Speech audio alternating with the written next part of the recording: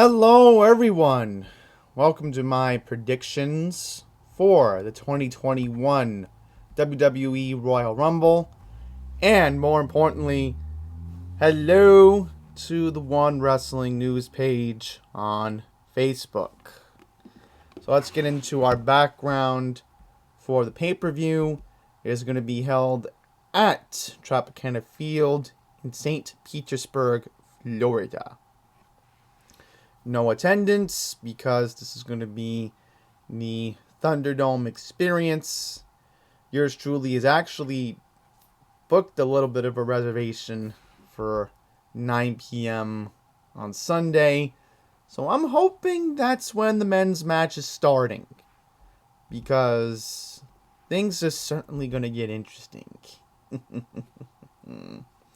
Okay, so this is our background for the pay-per-view. Currently, right now, we have 6 matches on the card. I took the precaution of recording today on the 30th, the Saturday before the pay-per-view, because there could always be a match announced on SmackDown last night, and prediction came true. In my sense, I was expecting another match to be added, and we'll get into that as we go along here. So I figure, to be fair, I'm going to give the women their predictions first before we get to the men's side of things. So let's get into the WWE Women's Tag Team Championship match first. We have Asuka and Charlotte Flair taking on Nia Jax and Shayna Baszler. In my honest opinion, I just do see Nia Jax and Shayna Baszler winning this match. On Raw recently, Charlotte's been getting into a heated rivalry with Lacey Evans. They want to keep pushing that storyline. I have no problem with that. Keep it going. As far as Asuka is concerned, when was the last time she even defended the Raw Women's Championship? We just don't have that answer right now. So honestly, Asuka should be doing her own thing. Charlotte should be doing her own thing. And down the line, there's a possibility that the Riot Squad are going to win the belts. I would not be surprised if that happened. Because think about it. The whole point of Liv Morgan reuniting with Ruby Riott was for them to win the tag team championships. So I do see Nia and Shayna winning. I'd be very surprised if Asuka and Charlotte somehow end up defending their titles. Now we're going to get into the match that was just announced last night on SmackDown. The heated rivalry between Sasha Banks and Carmella will continue. Sasha's going to have to defend her title again against Carmella. This is a pointless match. As you know, Sasha is the face character now. Carmella has become a heel. And again, I have no problem with the heel Carmella. It's just that, are you really going to put the belt on Carmella now? I mean, it feels too soon. And especially how one of the main reasons why people put Fox on Friday night is to watch Sasha Banks.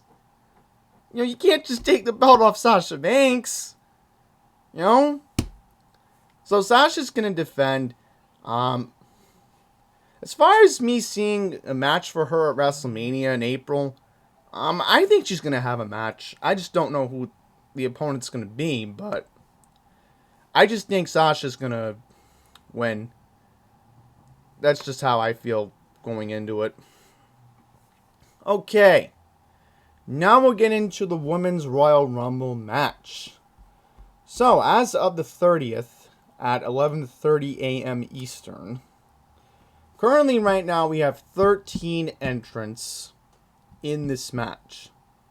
Now, I'm not going to go into each one because then it will make the video very long, but I will just mention that last night Natalya was announced that she was going to enter the Rumble. So I'm only going to give the most recent people that have been announced.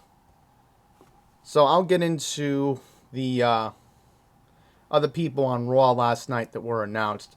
But the men's side, I have to get into something very important because this is going to certainly be interesting. Why I have to get into the men's side of things. But anyhow, who do I honestly think seeing win this match, and who do I think is going to make a return? Because I have to give a return here. Now, Becky Lynch is not returning. Why would she return when she just gave birth last month? And keep in mind, Seth Rollins has been absent because, remember, he's on maternity leave too, because he's the father of the baby. I mean, I know heels are heels, but remember, heels have an emotional side too. Keep that in mind. So we'll get into Seth Rollins later on. But, honestly, out of all the people who are in the match right now, I think the heavy favorite has to be Alexa Bliss. I mean, she's done a good job playing the Sister Abigail character on Firefly Funhouse. It makes more sense that if you're going to have The Fiend down the line with a WWE title match at WrestleMania, you gotta have the women's side going into WrestleMania have an interesting storyline involving The Fiend. You have to. I mean, otherwise, what's the point of sending The Fiend to Raw in the first place? So, I think Alexa's going to win. Now, as far as my return, I will mention that Ronda Rousey comes back.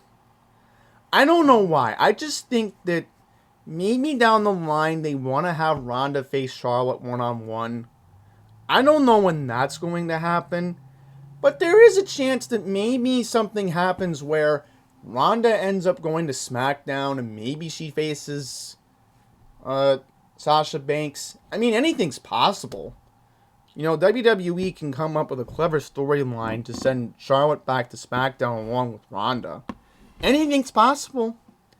But I just think Alexa's going to win. And if she doesn't, I'll be very surprised. Because there's always a chance that maybe Ronda Rousey does win the Royal Rumble. Maybe she goes to SmackDown to face Sasha Banks. I mean, anything's possible. Because then you could still have Alexa Bliss still face Asuka if Asuka's still even going to be champion. Anything's possible, but hey, I'm not WWE creative. You know, if I was with WWE creative, the storylines would make a lot more sense. So, but in my opinion, I'd have Alexa win. And then I'd figured out how to have Ronda involved in the SmackDown line. Alright, let's move on to the men's side of things. First up, we're going to go to something very interesting here. Roman Reigns taking on Kevin Owens, last man standing match. This is the last match that these two are ever going to have. Jey Uso's going to get involved again. And honestly, we see how this always ends up. It's so predictable. Why are you having Roman Reigns do this over and over and over and over again? It's so repetitive with Kevin Owens. So Roman's going to win. It's done. It's done. Why do we need to keep having this? I just see no point in continuing this. It's just another way to fill the card, I guess, but I'd be surprised if Owens won. Why would Kevin Owens win this match? Why? And I'll get into why the SmackDown line's going to be involved here. Okay. Drew McIntyre taking on Goldberg. Oh, man. Why do I even have to bring this match up? Unfortunately, this was because a couple weeks back on Raw, Drew McIntyre had not a great match. I guess something terrible to watch against Keith Lee. And by the way, where is Keith Lee? No one's seen him in weeks. Waste of talent, right, James Faluca? But anyhow, McIntyre somehow was trying to say something. USA was realizing there's too much time lost. So let's just bring out Goldberg and then tell... I'm like, wait a minute, we didn't even hear what McIntyre was about to say. And a big kudos to Botchamania for finding that. I mean, if they didn't... See, I'm telling you guys, watch Botchamania. Because they expose how crazy the wrestling business can get. So just watch them, because I was watching that segment, and I'm saying to myself, we didn't hear what Drew had to say. We didn't hear him. So, Goldberg's like, I heard what you said. Like, no, he didn't. They just botched everything. So, very disappointing if McIntyre's not heading into WrestleMania as the champion, because there's the chance that could be The Fiend, could be Brock Lesnar, could be Edge that faces McIntyre, and I don't know, maybe Edge could win the Rumble, and I'll get into my theories on who should really win and what could happen if whoever decides to win it. But as far as McIntyre winning, he's winning.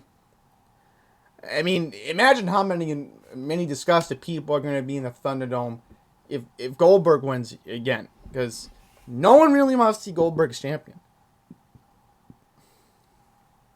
No one. And I have indigestion right now. I'm being honest. Thinking, do we really have to see Goldberg again? I mean, no one wants it. You know, McIntyre's had a great year last year. Despite the fact that we had this pandemic. And despite the fact that no fans were allowed. And I'll give James Faluca credit on this point about Roman. I'll just randomly bring this up. You know, we were talking about it for maybe going far back to WrestleMania 32. You know, Roman was eventually going to be a heel. No fan reaction. Same with Drew. Imagine if Drew had won at WrestleMania in Tampa last year. So it's just disappointing to think that, but I'm just making my point that Drew's going to win. Drew loses, it's a big disaster. You just cannot have Drew McIntyre losing. And if he loses, it's a big mistake. Because, what, you're going to have the Goldberg face the Fiend again? No one wants that.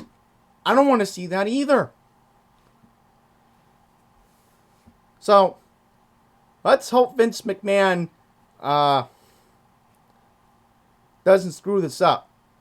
Because down the line, I'm going to say this right now. If they screw up this ending, I will be calling Vince McMahon to leave his position in the creative and just let Triple H take care of everything at this point.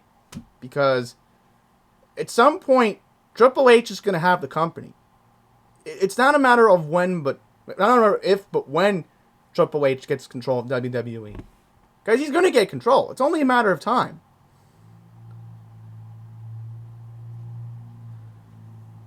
So, that's how I think that will happen. If Drew doesn't win, there's going to be a big backlash.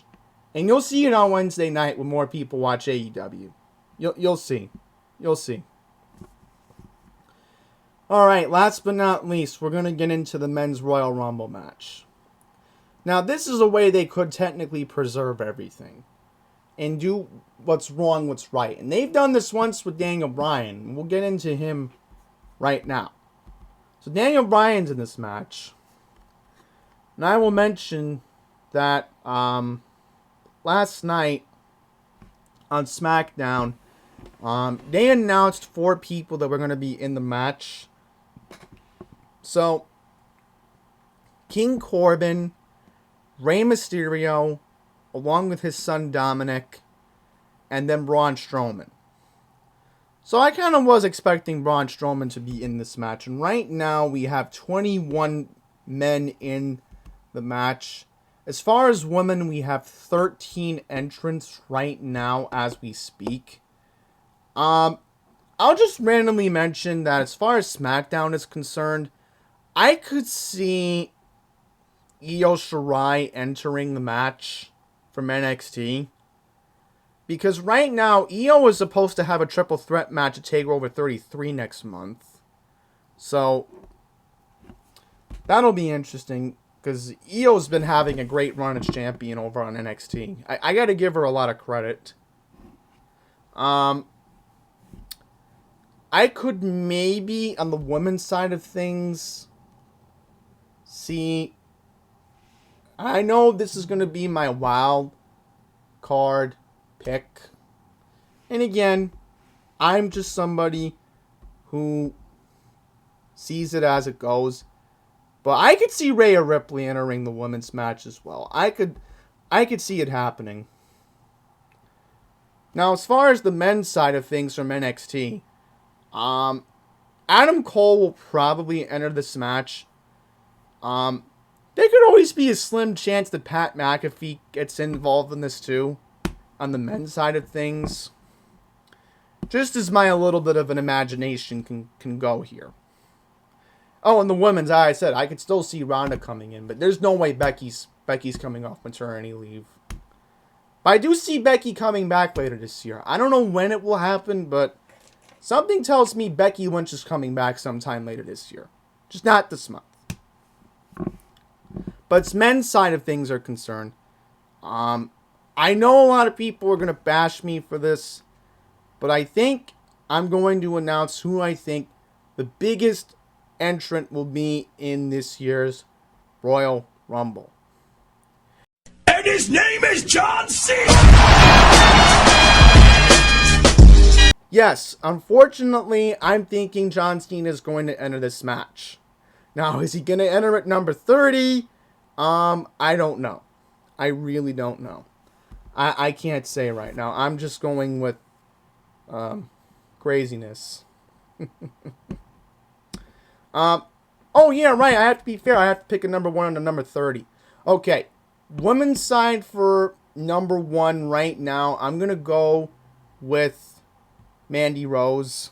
I don't know why. I just see it happening. But at number 30, I'm going to go with Nia Jax. I don't know. I just see Nia entering at number 30. Alright. Number 1 on the men's side, it's probably going to end up being Shinsuke Nakamura. But I'm thinking that's somebody who's going to last the match the longest. Number 30, I'm going to have to be realistic about this. I'm thinking it could probably be Otis. Or it could probably be Big E at number 30. So that's who I think 1 or 2 could happen. But down the line, they're going to keep pushing Big E. Because Big E's had a remarkable go at this. It's amazing how they've really pushed Big E as a singles competitor. And I like it. Keep it going. But I already said on the women's, Alexa Bliss is going to win. Men's side of things, I'm going to have to say the men's side of things. And this is where I'm going to bring up Daniel Bryan. So Daniel Bryan, I think, will win this match. Because, remember, he's still not done with Jey Uso.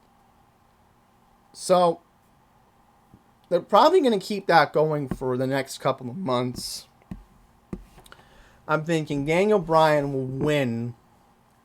Because you need somebody to have a storyline with Roman Reigns the next couple of months. So that would be the logical route to go. Now, you could have Edge win the Royal Rumble too. Let's say somehow Edge wins the Royal Rumble. And I wouldn't have a problem with that. I don't think anybody else would. I mean, everybody still likes Edge. You know, he's one of the all-time greats. And again, I wish Edge was still wrestling full-time, in a sense. You know, Edge just looked great against Orton last year. You know, I've not had an issue with that. And Edge cut a great promo on Raw the other night. When he said, look, I'm not done. I want to continue.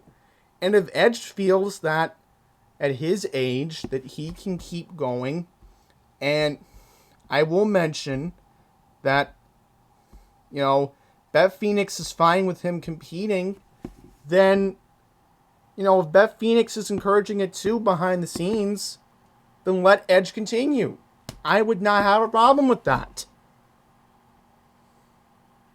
And by the way, where has... They keep changing everything in NXT. There's no regularity with the commentators. But I will say Wade Barrett's done a good job. But, Edge could win this. There's always a chance that Edge loses. But if he loses, there's no point in him not losing and then cutting a promo with McIntyre and then keeping that going until April. I mean, it's viable, right? Because you still have a pay-per-view in February, and then you still have a pay-per-view in March, and then you have to figure out, well, are we going back on the road? Are enough people getting vaccinated where the governors in different states are going to start letting WWE shows come back like they used to before the pandemic? That's another topic for another time. But, hey, things could go either way. One or two scenarios could happen. I could see Edge winning this, and I could see Daniel Bryan winning this. But I will say this right now. I think The Fiend is going to enter. Something just tells me The Fiend is going to enter. I don't know why, but I could see The Fiend entering. I would like to see CM Punk come back. I know that's logically not going to happen, but I'll just say this. I'll just say this right now. Like, I was excited last year when Edge came back. When I heard the music, I was literally moving around in my living room. I was yelling with excitement. And I could probably do the same excitement, but I'll probably yell, it's clobbering time. I love to see CM Punk come back, but I know that's not going to happen. Because remember, it's Vince's WWE, not Triple H's WWE. Seriously, Triple H, why can't you just take over already? But I just see Daniel Bryan winning. End of story, no more discussion. But again, I do see John Cena returning. I don't know why. I just can randomly predict it happening. Alright. So, there you have it. That was my predictions for the Royal Rumble. Now, I will mention one last thing. They had a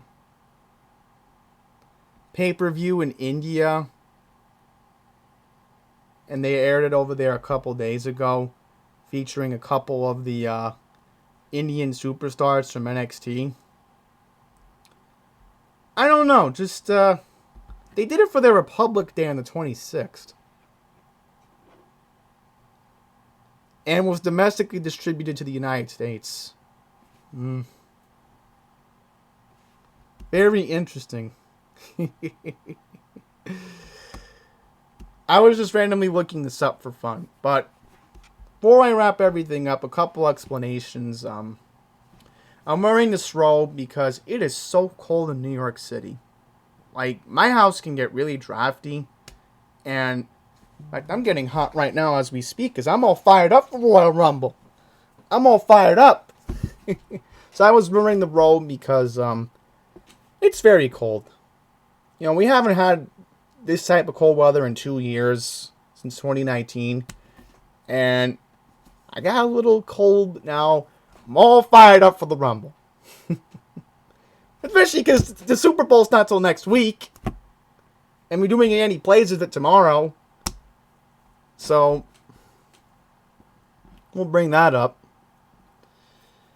And,